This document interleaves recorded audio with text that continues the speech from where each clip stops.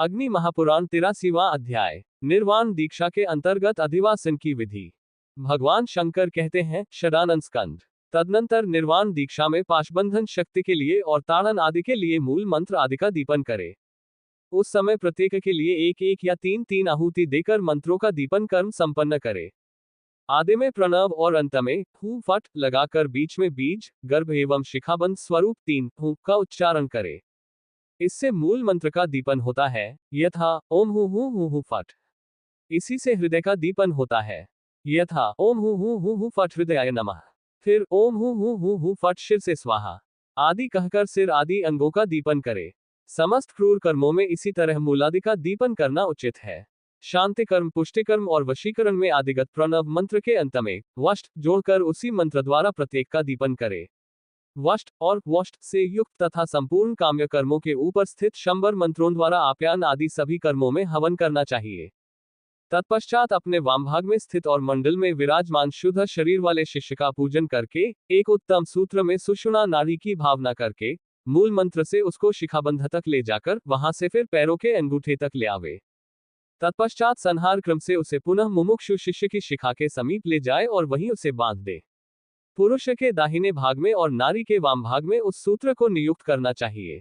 इसके बाद शिष्य के मस्तक पर शक्ति मंत्र से पूजित शक्ति को संहार मुद्रा द्वारा लाकर उक्त सूत्र में उसी मंत्र से जोड़ दे। सुषुम्ना नाड़ी को लेकर मूल मंत्र से उसका सूत्र में न्यास करे और हृदय मंत्र से उसकी पूजा करे।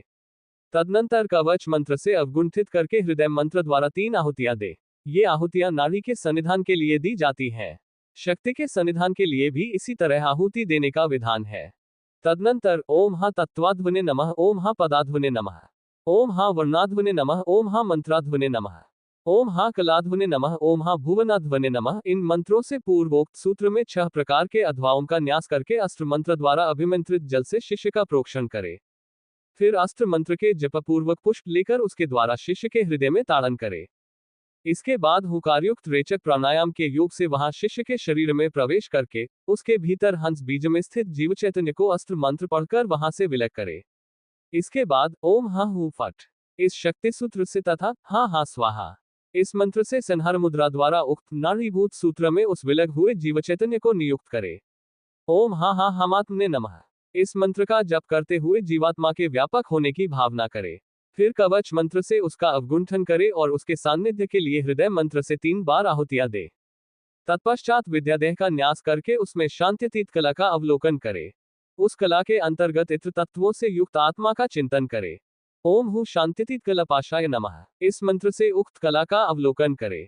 2 तत्व, 1 मंत्र, 1 पद, 16 वर्ण, 8 भुवन, क ख आदि बीज और नाड़ी, 2 कलाएं, विषय, गुण और एकमात्र कारणभूत सदाशिव, इन सबका श्वेत वर्णा शांत्यतीत कला में अंतर्भाव करके ओम हु शांत्यतीत कला पाशाय हु फट इस मंत्र से प्रताड़न करे। संहार मुद्रा द्वारा उक्त कलापाश को लेकर सूत्र के मस्तक पर रखे और उसकी पूजा करे।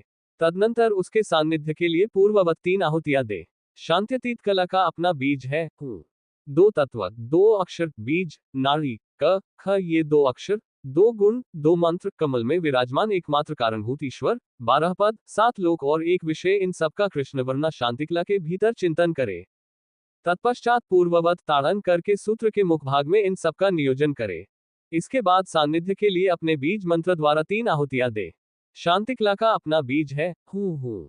7 तत्व, 21 पद, 6 वर्ण, 1 शंबर, 25 लोक, 3 गुण, 1 विषय, रुद्ररूप कारण तत्व, बीज, नाड़ी और क ख ये 2 कलाएं, इन सबका अत्यंत रक्तवर्ण वाली विद्याकला में अंतर्भाव करके आवाहन और संयोजन पूर्वक पूर्वोक्त सूत्र के हृदय भाग में स्थापित करके अपने मंत्र से पूजन करे और इन सब की सन्निधि के लिए पूर्ववत 3 आहुतियां दे। आहुति के लिए बीज मंत्र इस प्रकार है हु।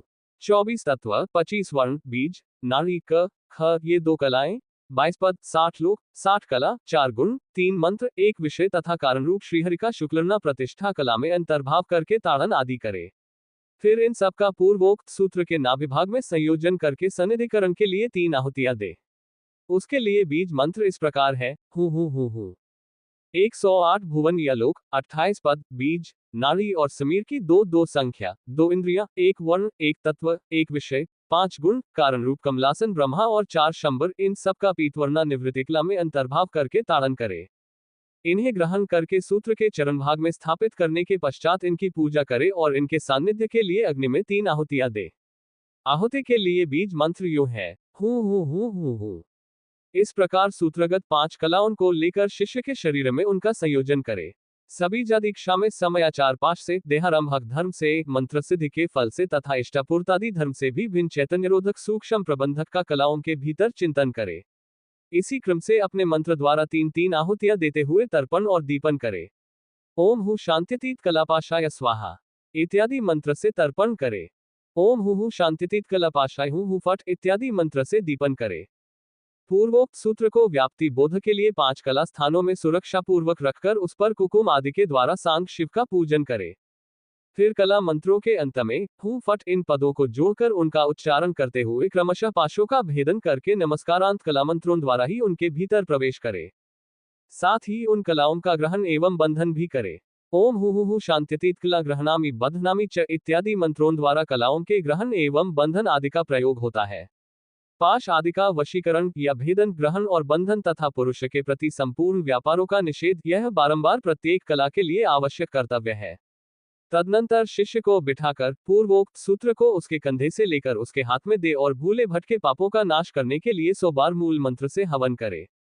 अस्त्र संबंधी मंत्र के संपुट में पुरुष के और प्रणव के संपुट में स्त्री के सूत्र को रखकर उसे हृदय मंत्र से संपुटित करके उसी मंत्र से उसकी पूजा करे। सांग शिव से सूत्र को संपात शोधित करके कलश के नीचे रखे और उसकी रक्षा के लिए इष्टदेव से प्रार्थना करे। शिष्य के हाथ में फूल देकर कलश आदि का पूजन एवं प्रणाम करने के अनंतर याग मंदिर के मध्य भाग से बाहर जाए। वहां 3 मंडल बनाकर मुक्ति की इच्छा रखने वाले शिष्यों को उत्तराभिमुख बिठावे और भोग की अभिलाषा रखने वाले शिष्यों को पूर्वाभिमुख। पहले कुशयुक्त हाथ से 3 चुल्लू पंचगव्य पिलावे। बीच में कोई आचमन न करे। तत्पश्चात दूसरी बार प्रत्येक शिष्य को 3 या 8 ग्रास चरु दे। मुक्तिकामी शिष्य को पलाश के दोने में और भोगेच्छु को पीपल के पत्ते से बने हुए दोने में चरु देकर उसे हृदय मंत्र के उच्चारण पूर्वक दांतों के स्पर्श के बिना खिलाना चाहिए। चरु देकर गुरु स्वयं हाथ धो शुद्ध होकर पवित्र जल से उन शिष्यों को आचमन करावे। इसके बाद हृदय मंत्र से दातुन करके उसे फेंक दे। उसका मुखभाग शुभ दिशा की ओर हो तो उसका शुभ फल होता है। न्यूनता आदि दोष को दूर करने के लिए मूल मंत्र से 108 बार आहुति दे। स्थंडिलेश्वर वेदी पर स्थापित पूजित शिव को संपूर्ण कर्म समर्पित करे। तदनंतर इनकी पूजा और विसर्जन करके चंडेश का पूजन करे। तत्पश्चात निर्माल्य को हटाकर चरु के शेष भाग को अग्नि में होम दे। कलश और लोकपालों का पूजन एवं विसर्जन करके गण और अग्नि का भी, यदि वे बाह्य दिशा में रक्षित हो तो, विसर्जन करे। मंडल से बाहर लोकपालों को भी संक्षेप से बलि अर्पित करके भस्म और शुद्ध जल के द्वारा स्नान करने के पश्चात यागमंडप में प्रवेश करे। वहां गृहस्थ साधकों को कुश की शैया पर अस्त्र मंत्र से रक्षित करके सुलावे। उनका सिरहाना पूर्व की ओर होना चाहिए। जो साधक या शिष्य विरक्त हो उन्हें हृदय मंत्र से उत्तम भस्ममयी शैया पर सुलावे। उन सबके मस्तक दक्षिण दिशा की ओर होने चाहिए। सभी शिष्य अस्त्र मंत्र से रक्षित होकर शिखा मंत्र से अपनी अपनी शिखा बांध लें। तदनंतर गुरु उन्हें स्वप्न मानव का परिचय देकर सो जाने की आज्ञा प्रदान करे और स्वयं मंडल से बाहर चला जाए। इसके बाद ओम हिली हिली शूलपाण्ये नमः स्वाहा इस मंत्र से पंचगव्य और चरु का प्राशन करके दंतावन ले आचमन करे। फिर भगवान शिव का ध्यान करके पवित्र शैया पर आकर दीक्षागत क्रियाकांड का स्मरण करते हुए गुरु शयन करे।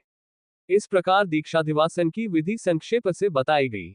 इस प्रकार आदि आग्नेय महापुराण में निर्वाण दीक्षा के अंतर्गत अधिवासन की विधि का वर्णन नामक 83वां अध्याय पूरा हुआ।